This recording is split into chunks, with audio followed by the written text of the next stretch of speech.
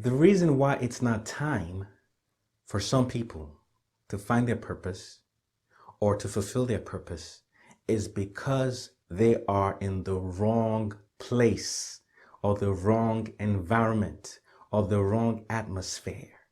That is one of the reasons why some people haven't found and or fulfilled their destiny, because they are in the wrong place. What do I mean by place? Find out in the next few minutes.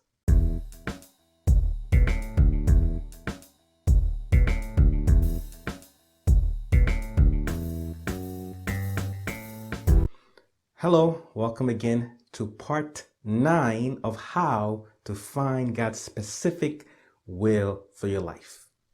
Just a quick recap in order to find out what God has specifically called you to do. Number 1, it is through God that you will find it. Number 2, you will have a heart or a passion or a longing or a zeal for it. Number 3, there's a time for it. And number 4, there is a place for it. The reason in some cases why it's not time is because you're not in the right place. There's a place, an atmosphere, an environment for you to fulfill your purpose, for you to begin to do what God has called you to do. You need to get to that place in order for you to begin not only to discover what you're supposed to do, but to begin to carry it out.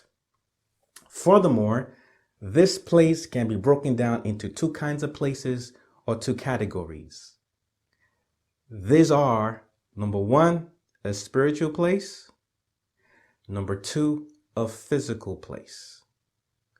The spiritual place is where you are with God. The physical place is where you are physically or geographically. Okay? Let's start with the spiritual place. The spiritual place is where you are with God. If I was to use a word that signifies the spiritual place, that best explains what I mean by spiritual place, the word I can think of is brokenness. Brokenness.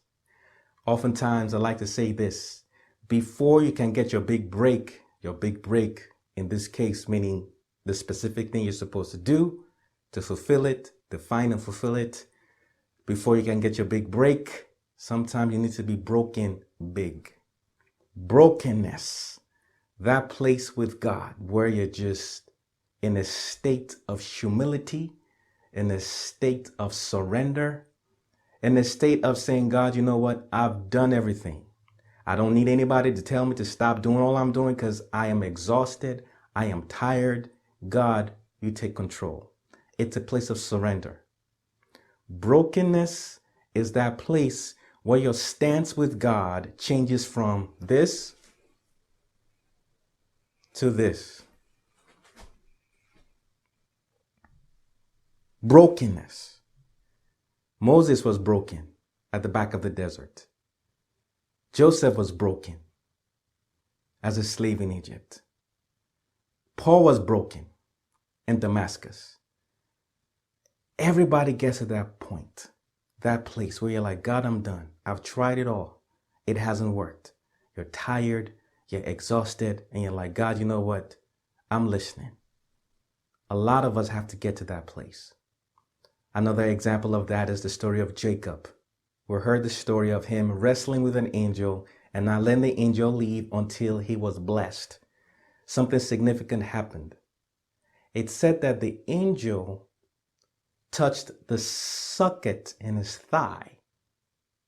Basically, he dislocated the socket connected to his thigh. After that, the angel changed Jacob's name from Jacob, which means deceiver or supplanter, to Israel, which means prince with God.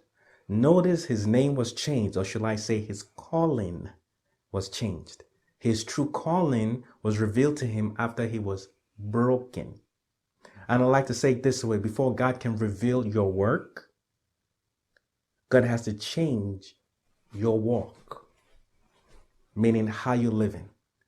And a lot of us have to get to that place of brokenness before God can change or reveal your true calling to you. That's the spiritual place, brokenness. The physical place we'll learn more about next week.